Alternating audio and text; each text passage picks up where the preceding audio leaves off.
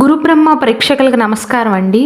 ఈ వీడియోలో 2025 నుండి 2026 వరకు అనగా శ్రీ విశ్వావసునామ సంవత్సరంలో పునర్వసు నక్షత్ర జాతకులకు ఎలా ఉండబోతుంది, ఎన్ని గ్రహాలు అనుకూలిస్తున్నాయి, ఏ గ్రహాలు అనుకూలించట్లేదు, ఎలాంటి జాగ్రత్తలు తీసుకోవాలో క్లియర్గా వివరిస్తాను. శ్రీ దుర్గాదేవి జ్యోతిష్యాలయం. మీరు ఇప్పుడు వరకు ఎక్కడెక్కడో జ్యోతిష్యం చెప్పించుకుని నిరాశ చెంది ఉన్నారా? అయితే ఒక్కసారి గురువు గారికి ఫోన్ కాల్ చేసి చూడండి. ప్రేమ, పెళ్లి, ఉద్యోగం, రాజకీయం, విదేశీ ప్రయాణం, ధనం నిలకడగా లేకపోవటం, భార్యాభర్తల మధ్య గొడవలు, ఆస్తి తగాదాలు, అప్పుల బాధలు, స్త్రీ పురుషుల ఎలాంటి గుప్త సమస్యలకైనా, ఎటువంటి సమస్యలకైనా ఒక్క రోజులోనే పరిష్కారం చూపుతారు. వీరు ఫోన్ నంబర్ 9542637206. ఇంట్రెస్ట్ ఉన్న వాళ్ళు ఎవరైనా ఏ టైంలోనైనా వీరు కాల్ చేయవచ్చు.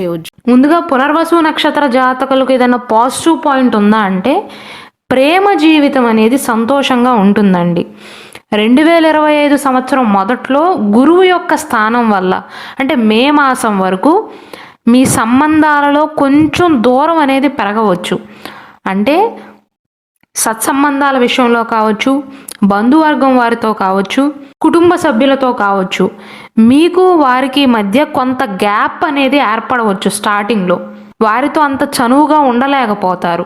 అయితే గురువు యొక్క స్థానం అనేది మారిన తర్వాత నుండి మే 14వ తారీఖు తర్వాత నుండి మీలో ఆకర్షణ, విశ్వాసం అనేది పెరుగుతాయండి. కొత్త సంబంధాలను కూడా ఏర్పరచుకుంటారు. గతంలో ఉన్న సమస్యలన్నీ కూడా తగ్గే అవకాశాలు ఉంటాయి. సత్సంబంధాలు అనేవి బలపడతాయి. గురువు యొక్క ప్రభావంతో ఒకవేళ ఎవరికైతే పెళ్లి కాలేదో, ప్రేమలో ఉన్నారో వారి ప్రేమ అనేది పెళ్లి దాకా వెళ్ళే అవకాశాలు ఉంటాయి. అలాగే వైవాహిక జీవితం కూడా సంతోషంగా ఉంటుందండి. ఆర్థిక పరంగా చూసుకున్నట్లయితే ఈ కొత్త ఏడాదిలో ఆర్థిక పరంగా పునర్వసు నక్షత్ర జాతకులకు అనుకూలమైనటువంటి ఫలితాలు అనేవి ఉండబోతున్నాయి. మిగిలిన రాసుల వారితో పోల్చినట్లయితే ముఖ్యంగా పునర్వసు 1, 2, 3 పాదాల్లో జన్మించిన వారికి ఆర్థిక పరంగా చాలా అనుకూలంగా ఉండబోతుందండి. ఆదాయం బాగుంటుంది. ఖర్చుల విషయంలో చూసుకున్నట్లయితే ఈ సంవత్సరం మొదట్లో మే మాసం వరకు కాస్త ఖర్చులు ఎక్కువగా ఉన్నప్పటికీ కూడా ఆ తర్వాత ఆదా చేయగలుగుతారండి. లాభాలు అనేవి పెరుగుతాయి, ఆదాయం అనేది పెరుగుతుంది.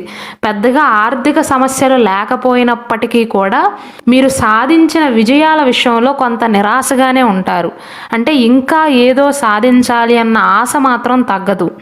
మే మాసం తర్వాత నవగ్రహాలలో పెద్ద గ్రహం, శుభగ్రహం అయినటువంటి గురువు బృహస్పతి యొక్క స్థానం మారిన తర్వాత ఆర్థిక పరంగా మెరుగైన ప్రయోజనాలు అయితే ఉంటాయండి. ఆర్థిక వ్యవస్థ అనేది బలోపేతం అవుతుంది. ఇక కెరీర్ పరంగా చూసుకున్నట్లయితే 2025 సంవత్సరం స్టార్టింగ్లో మిక్స్డ్ రిజల్ట్స్ అనేవి ఉంటాయి. చిన్న చిన్న సమస్యలను అయితే ఎదుర్కోవాల్సి వస్తుంది. అదేవిధంగా కొన్ని అవకాశాలను కూడా పొందుతారు. ఇంతకుముందు చెప్పినట్లుగా 2025 సంవత్సరంలోని మొదటి 2 త్రైమాసికాలలో ఆదాయం వస్తుంది, కానీ ఖర్చులు కూడా అలానే ఉంటాయండి. అదనపు ఖర్చులు పెరిగే అవకాశాలు ఉంటాయి. అయితే శని భగవానుడు కుంభరాశిని విడిచిపెట్టి మీనరాశిలోకి ఎప్పుడైతే వెళ్తాడో మార్చి మాసం తర్వాత నుండి అద్భుతమైనటువంటి విజయాలను అయితే సాధించగలుగుతారు. కెరీర్ పరంగా కొత్త అవకాశాలు అనేవి లభిస్తాయి. అయితే సీనియర్లతో జాగ్రత్తగా ఉండాలండి. అది ఉద్యోగ విషయంలో కావచ్చు, వ్యాపార విషయంలో కావచ్చు, వ్యక్తిగతంగా కావచ్చండి. మీకంటే సీనియర్ పొజిషన్లు ఎవరైతే ఉన్నారో, పై పొజిషన్లు ఎవరైతే ఉన్నారో మిమ్మల్ని తొక్కే ప్రయత్నాలు కూడా చేయవచ్చు. వ్యాపార పరంగా చూసుకున్నట్లయితే వ్యాపారానికి సంబంధించి మెరుగైన ఫలితాలను అయితే చూస్తారు. ఏడాది ప్రారంభంలో విదేశీ వ్యాపారాలు చేసేవారికి శుభ ఫలితాలు అనేవి ఉండబోతున్నాయి. అయితే ఏదేమైనప్పటికీ కూడా ఉద్యోగమైనా వ్యాపారమైనా మే మాసం తర్వాతే ముందటి కంటే కూడా రెట్టింపు లాభాలను పొందే అవకాశాలు ఉంటాయి. మార్చి మాసం తర్వాత కాస్త బెటర్గా ఉంటుందండి. మార్చి మాసం ముందు వరకు అడ్డంకులు, అవాంతరాలను ఎదుర్కోక తప్పదు. మార్చి మాసం తర్వాత శని భగవానుడి యొక్క ప్రభావం అనేది తగ్గుతుంది. కుంభరాశిని విడిచిపెట్టేస్తాడు, మీనరాశిలోకి వెళ్తాడు. కాబట్టి అప్పటి నుండి కొన్ని అనుకూలమైనటువంటి మార్పులను అయితే చూడగలుగుతారు. మార్చి మాసం వరకు అన్ని పనులను కాస్త కష్టపడి చేయవలసి ఉంటుంది. అప్పుడు మాత్రమే విజయాన్ని సాధించగలుగుతారు. ఇక విద్యాపరంగా చూసుకున్నట్లయితే అంటే పునర్వసు నక్షత్రంలో జన్మించి ఎవరైతే చదువుకుంటున్నారో వారికి మిశ్రమ ఫలితాలు అయితే ఉంటాయండి. మొదట్లో గురువు యొక్క స్థానం వల్ల విద్యార్థులు ఎంత కష్టపడినా మీడియం రిజల్ట్స్ అనేవి ఉంటాయండి. అంటే కొంచెం ఎక్కువగా కష్టపడవలసి ఉంటుంది. అయితే మే మాసం తర్వాత నుండి విద్యార్థులలో కాన్సన్ట్రేషన్ పెరగటం కానీ, చదువు పైన ఇంట్రెస్ట్ అనేది పెరగటం కానీ జరుగుతుంది. ఎందుకంటే గురువు మిథున రాశిలోకి ప్రవేశిస్తాడు. విద్యార్థులకు సానుకూలమైనటువంటి ఫలితాలు అనేవి మొదలవుతాయి. ఉపాధ్యాయుల నుండి, అలాగే ఇంట్లో పెద్దల నుండి, తల్లిదండ్రుల నుండి కూడా మద్దతు లభిస్తుంది. ఏదేమైనా సరే విద్యార్థులైనా పెద్దవారైనా సరే చదువుకుంటున్నా, ఉద్యోగం చేస్తున్నా, వ్యాపారం చేస్తున్నా ప్రతి విషయం పైన పూర్తి శ్రద్ధను వహిస్తే గురువు మీ తెలివితేటలను, సామర్థ్యాన్ని పెంచే బాధ్యతను తీసుకుంటాడు. మీ వంతు మీరు కృషి చేయాలండి. గ్రహాల యొక్క స్థానాలు అనుకూలంగా ఉన్నప్పటికీ కూడా మనం చేసే ప్రయత్నం మనం చేయాలి. అప్పుడు మాత్రమే అనుకూలమైనటువంటి ఫలితాలను పొందుతారు. మార్చి మాసం వరకు మాత్రం కొన్ని జాగ్రత్తలు పాటించక తప్పదు. ఇక ఆరోగ్యపరంగా చూసుకున్నట్లయితే ఈ కొత్త ఏడాదిలో మొదటి 6 నెలల సమయంలో ఆరోగ్య విషయంలో మిశ్రమంగా ఉంటుందండి. కొన్ని ప్రత్యేకమైనటువంటి జాగ్రత్తలు తీసుకోవాలి. గురువు యొక్క స్థానం వల్ల కొంత ఒత్తిడికి లోనవుతారు. అది ఉద్యోగపరంగా కావచ్చు, సత్సంబంధాల విషయంలో చిన్న చిన్న చికాకుల వల్ల కావచ్చు, ప్రొఫెషనల్ వైజ్గా కావచ్చు, కొంత మానసిక ఒత్తిడిని అయితే ఎదుర్కొంటారండి.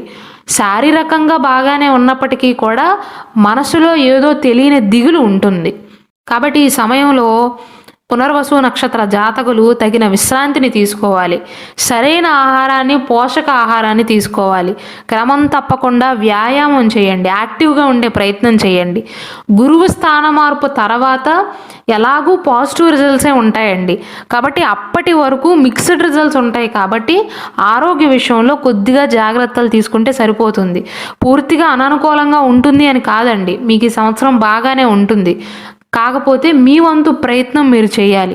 రెండవ భాగంలో మాత్రం, అంటే చివరి 6 నెలల సమయంలో శుభ ఫలితాలను అయితే పొందగలుగుతారు.